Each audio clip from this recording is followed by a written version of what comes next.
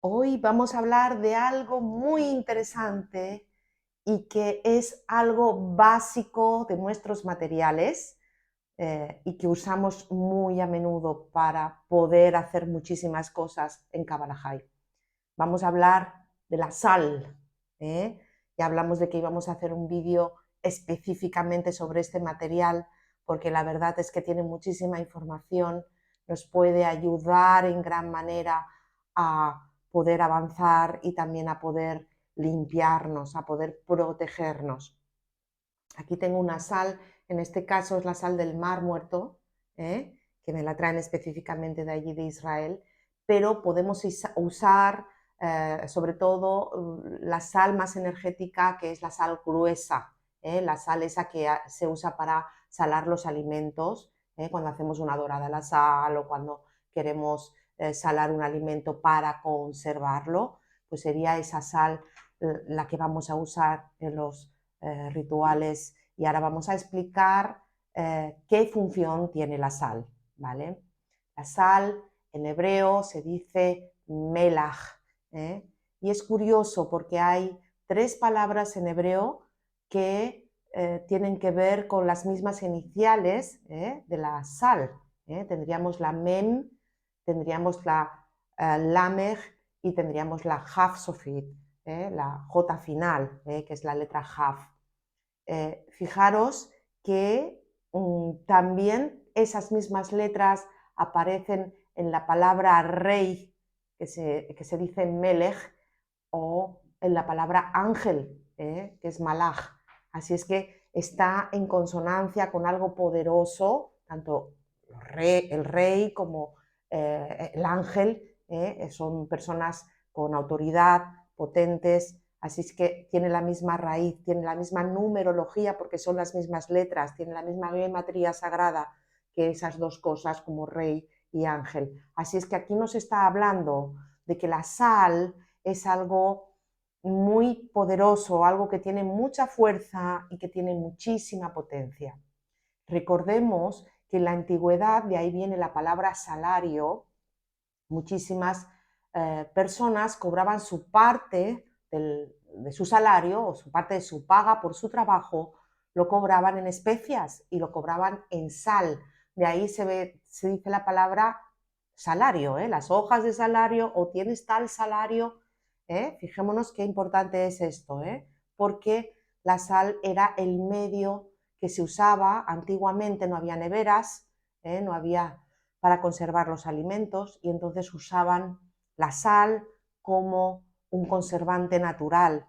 Yo recuerdo cuando era pequeña que a mi abuela le gustaba mucho comprar salazones y hasta muchas veces ella misma los hacía.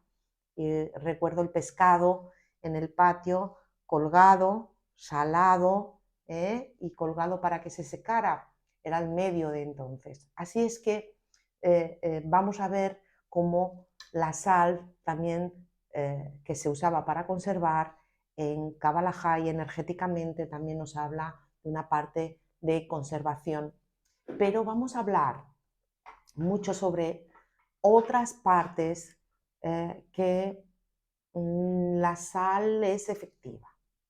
Hemos de decir, como ya dijimos en el vídeo que hablábamos de la hechicería, que es un elemento también base para la gente que hace daño. Así es que la sal podría tener dos partes.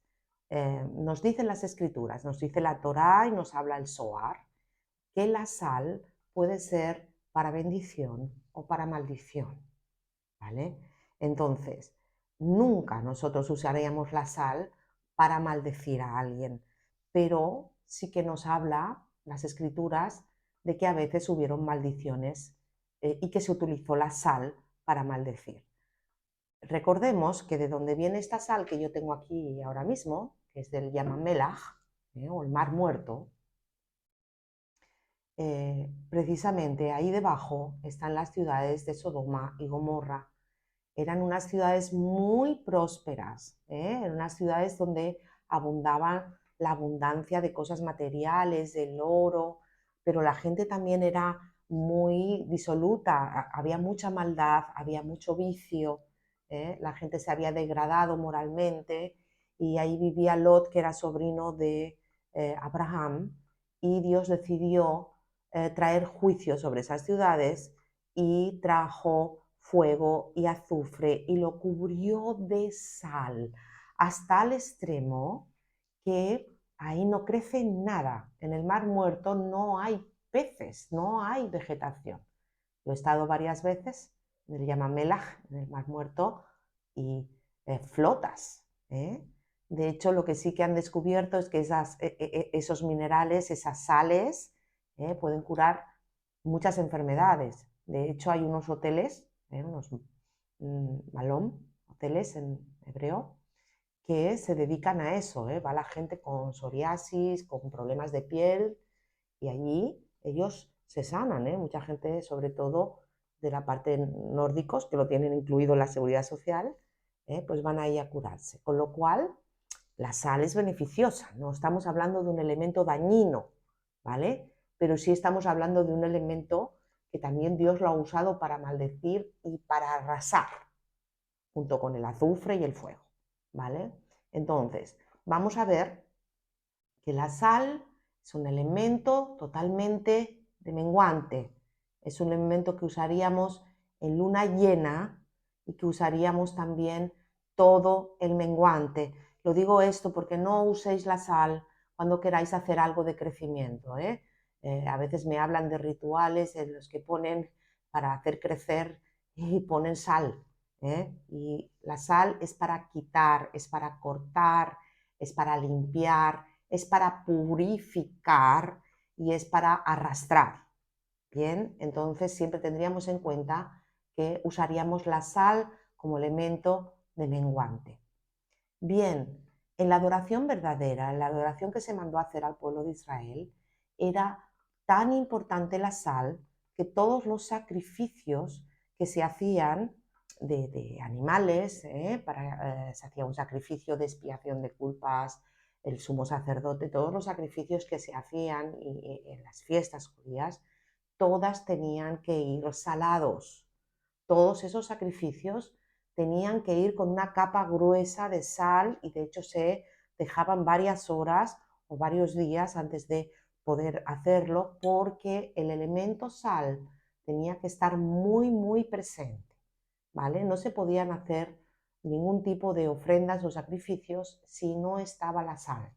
Así que fijaros qué importante es la sal en algo que nosotros queramos hacer, algún ritual o alguna ofrenda para limpieza o para quitar, y algún trabajo que queramos hacer de corte, por ejemplo, de las energías dañinas, o a veces cortes que se hacen con las energías tóxicas. Siempre tiene que aparecer la sal. También nos hablan las escrituras acerca de que esto sigue en vigor. Nosotros cuando queremos hacer cosas para limpiar, depurar, la sal nos habla de purificación, pues deberíamos emplear la sal.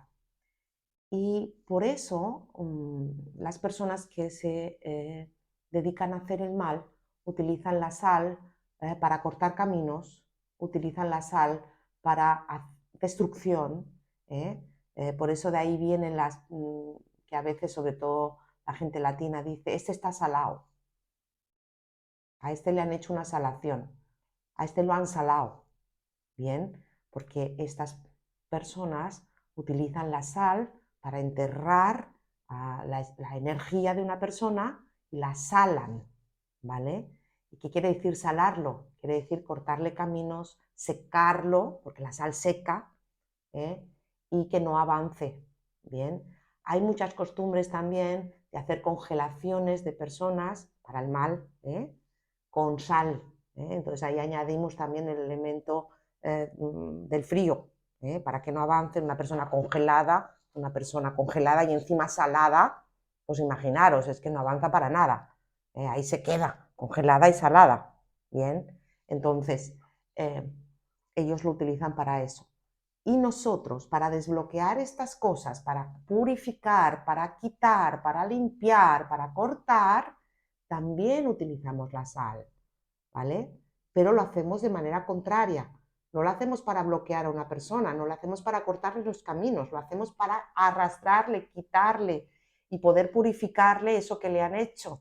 Cuando nosotros quitamos todo lo que se trata de magias negras, hechicerías y cosas de estas que les han hecho a la persona, también utilizamos la sal, pero no para salar a la persona, sino para purificarla y para quitarlo, ¿vale?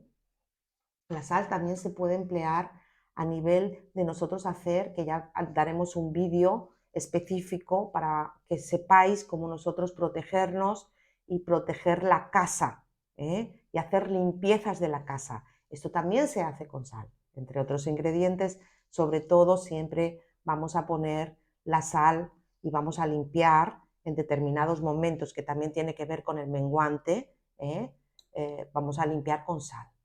Y también utilizamos la sal para hacernos estos baños de descarga que hemos hablado muchas veces, los baños de descarga con sal, que es cuando nosotros hablamos el otro día de los vampiros energéticos y cuando nos tienen muy densa la energía porque hemos tratado con estas personas, con los vampiros energéticos y necesitamos descargarnos, también usamos la sal. Bien, así que veis qué importantísimo es la sal.